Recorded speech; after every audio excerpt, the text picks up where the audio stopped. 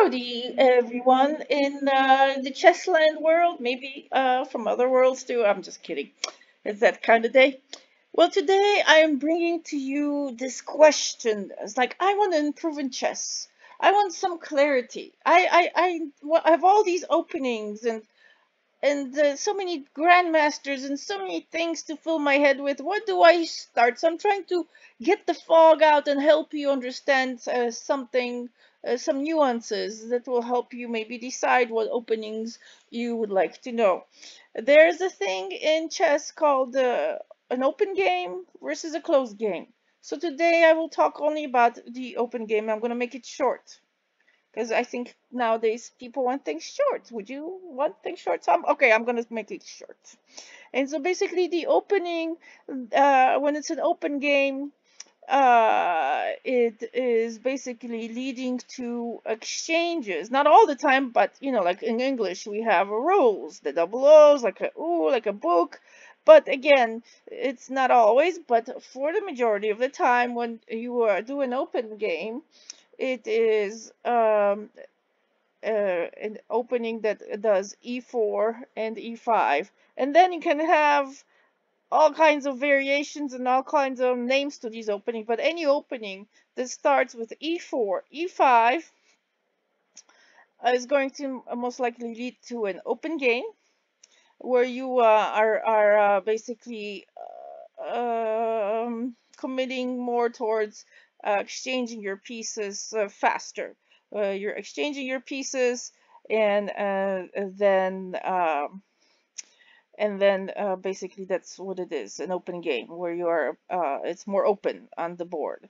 So you're exchanging your pieces faster, or there's more like like you ate too many prunes or something, and you have to go faster or something. So basically it's like it doesn't speed up the game like you may think, but it speeds it up to the point where the exchange happens faster, and that it's more of an open game.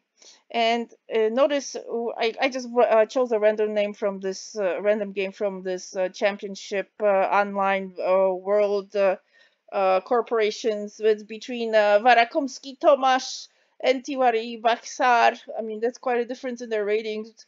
2,500 to 10 Varakomsky versus Tiwari Bashkar. But I'm not here to show these players individually. I'm here to show you what this open concept, open game looks like. So any e4, e5 opening leads to an open game where the exchanges are basically kind of like you're prodded to do exchanging faster. So let's look at this game. So this is the e4, e5. So any opening, and this particular one is called the Vienna opening because of this knight going here. I mean, you have so many other choices, but when the knight goes to c3 after the e4, e5, that's considered the Vienna game. But any e4, e5 opening leads to faster exchanges. So here we go. I'm just going to go faster through this. See, notice it's already disappearing. Things are disappearing off the board quite faster. Look at the space. This is called an open game. You already have an open file on the D file, so you're reducing amount of pieces on the board. So if you like an open game, e4, e5 openings are your openings. Start studying those. Okay, and then choose one that you like. So here we go. We're doing the reduction here. So guess what this is going to go down to?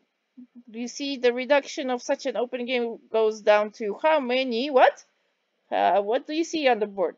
Yes, pawn endgames. So basically your pawns are like gold because you will want to commit them to be able to go all the way to the end for either the white to the 8th rank or the black to the 1st rank in order to be promoted. Usually it's a queen promotion. So if you enjoy pawn endgames, you have to be very careful in the middle game not to lose them. Basically, you really have to weigh your options, study a lot of endgames too. And so here we go. Do you see how this one's already on the 4th rank? This was already on the 4th rank, but this one's eyeing it here. So it can't really go any. So basically, this is guarding this pawn from not becoming a queen. And look how much more we have: 1, 2, 3, 4, 5 pawns to 1, 2, 3, 4 pawns. And so we are right. If the white player plays this correctly without a blunder, he should win the game, or at the worst, the draw. Find a draw. But here we go. Do you see how this is going? He's protecting this pawn here, so it's going behind. So it's a protective measure. And now he's going back to making sure that this pawn is not moving down. And so now we're going after this knight. So he took the pawn. So they're eating up, gobbling up the pawn. But in the end, look how many we have: 4 pawns to 3 pawns. Usually that's enough. And this we've got 2 islands here. This can escape. I mean, what can the knight do?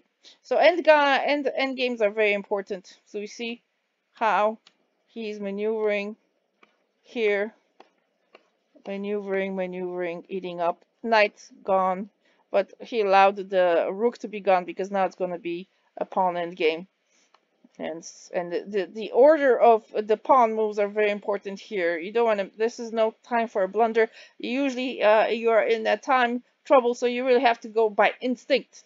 You have to really practice your pawn end games to such a point. This is where a mathematical kind of mind is very helpful, because you can calculate faster usually which square, which pawn to move.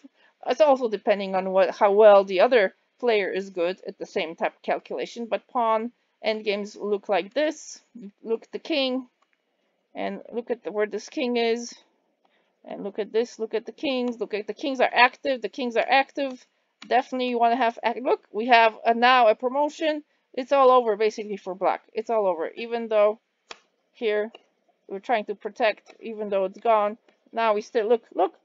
It's going. It's too late. You know the rule of the square. Okay, the rule of the square is if the king is too far away. Okay, if you go diagonally, he ends up here. He's a little bit too late. The rule of the square will make it such so that he wasn't able to get there in time. I hear Magnus Carlsen explains this also in one of his interviews, that he did not know what the rule of the square is. He just knew it intuitively how the position should be, but really know the rule of the square for endgames. That will be another video. But here we go. See. Now we have 2 queens.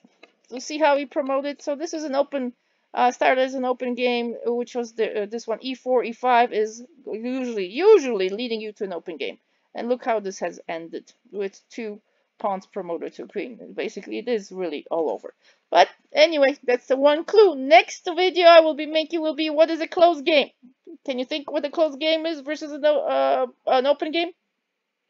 And I will give you what kind of openings usually lead to a closed game.